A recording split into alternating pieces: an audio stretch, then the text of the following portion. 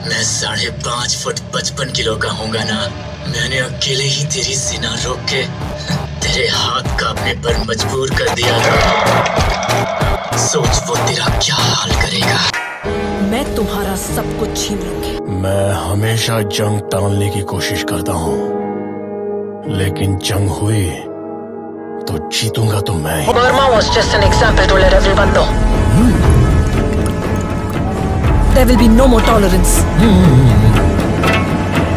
मेरे पास भी हथियार है। सुपर।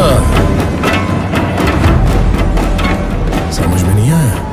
हम उन्हें आर्मी, नेवी और एयरफोर्स के नाम से बुलाते हैं। वो मुझसे ही बात कर रही है। घुस के मारेंगे।